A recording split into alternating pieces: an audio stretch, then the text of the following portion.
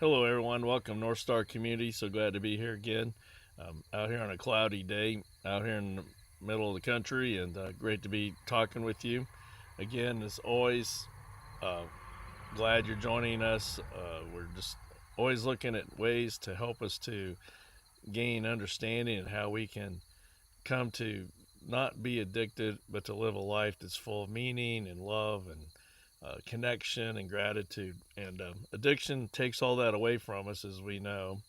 Uh, Particularly, you've been on a journey for a while. For you, there may be just starting your journey to addiction through addiction to get past it. This is a hard journey, but it is so worth it because you can actually have your life back. You can have much stronger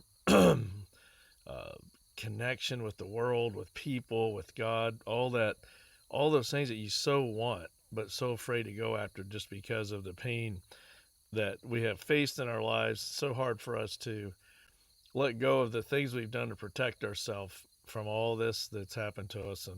But you can, and only can you get past the pain of your trauma, the pain of your childhood neglect, all those things. It can actually make you a better person. That's why I always tell people that the greatest people in the world are those that are in recovery, because it's the only disease I know of where if you have this disease, you get through it, you're a better person than you were before. Not very many times we can say that, but in this case we can. So getting healthier is worth it. It's a process, it's never ending. But at the same time, even just one day at a time can make things better. And, today we're going to talk about, we talk about addiction all the time. We think about, we always think about substances like alcohol, fentanyl, heroin, cocaine, all those things, we talk about all the time. And certainly that is an addiction that's deadly. And for many of us, we've suffered greatly with it. But there's others too, and that's compulsive behaviors and people, where it's all the same theme. As one of my good friends said one time, addiction is addiction, recovery is recovery. And so for us to truly recover, oftentimes, not only do we have to let go of substance abuse, but we have to let go of all those crazy, compulsive behaviors we created to hide from our pain, to keep ourselves safe from others. And then, of course, the others getting involved with people who are not healthy for us, and we're probably not healthy for them. It's not we're better than. It's just that once we start into recovery, the one thing we want to do is get ourselves away from people who are not wanting us to recover. So just remember, we see addiction as a spiritual, emotional, physiological disease. It gets all three. Addiction destroys our spirit, destroys our confidence in ourselves, gets us to start having lots of emotions we don't want: anxiety, agitation, anger, all those things. And of course, physically, once we become addicted, it's very difficult to stop. In fact, I think impossible to stop without groups, without people around you. You cannot do it by yourself. But just remember, addiction, again, is our quest to avoid the emotional pain that we faced early in our lives. For some in adulthood, too, don't get me wrong. But most of us were on the path of addiction way before we were adults.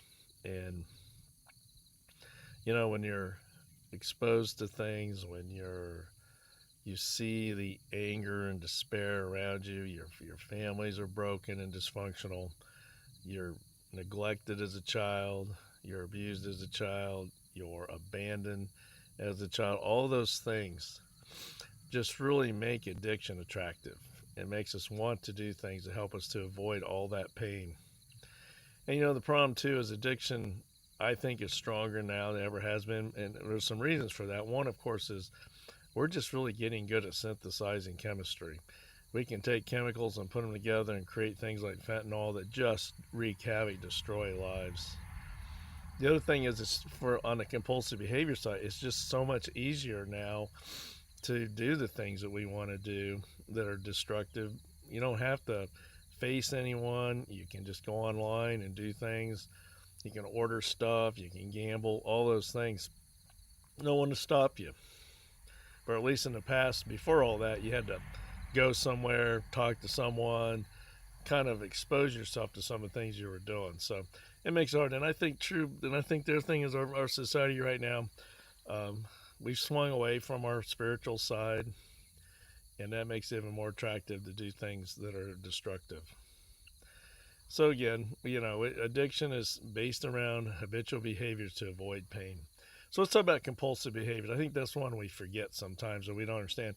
And I think in many ways, compulsive behaviors is every bit as destructive as the substance. It just may not be as catastrophic in its moment, and it takes time to see the real destruction of compulsive behaviors. But think about, I mean, I know people have lost their jobs because they can't get off their computers at night. They can't, or they're on in the morning.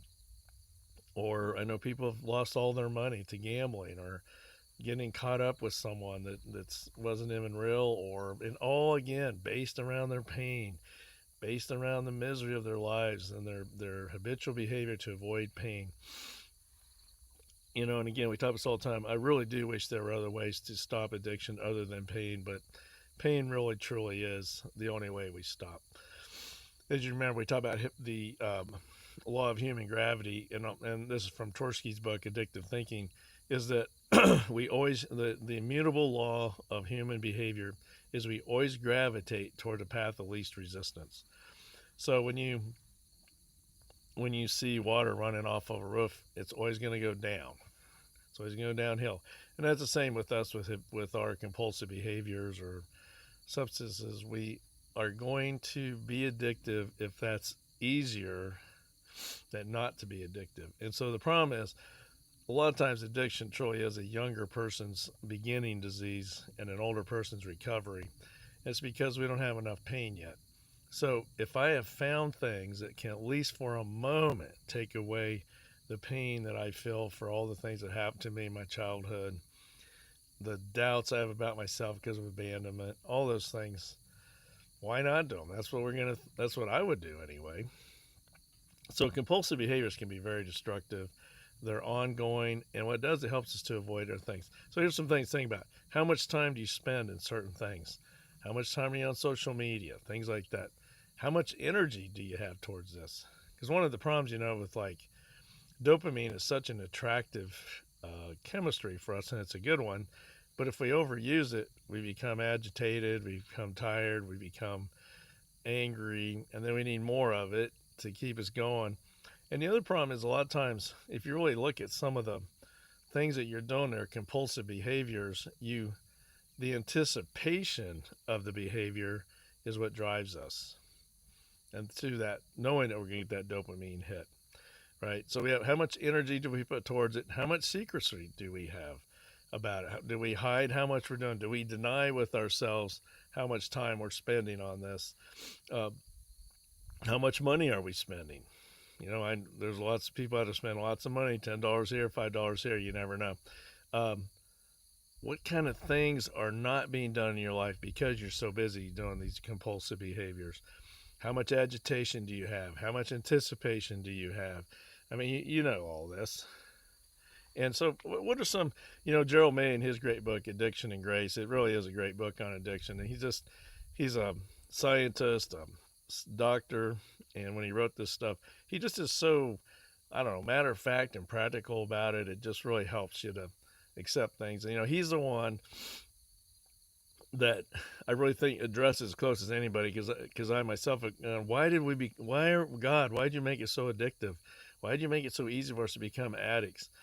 But Gerald May has a positive spin on that when he talks about, when we're at our bottom when we're close to the rock bottom, when our law of human gravity is getting ready to shift from being addictive is better than not being addicted, that's sometimes when we're the closest to God. We truly spiritually are there, looking to God to get us from pre-step one to step one, where we finally admit we cannot do this anymore. So addiction is a confusing thing, but here's some things about our compulsive behavior. Let's come up with some here, and it's like dopamine. Here I come, eating, gambling, work, shopping, pornography, social media, getting caught up in how much time, and then also the number of likes we get. let's see, unhealthy relationships such as affairs, inappropriate relationships. Well, those tantalizing relationships that are so tempting, but we know they're not really healthy. Um, News, watching the news all the time. I've seen a lot of people really get themselves caught up in that. Collecting, which is close to hoarding, I guess. Collecting by itself is okay, but if too much, it becomes hoarding.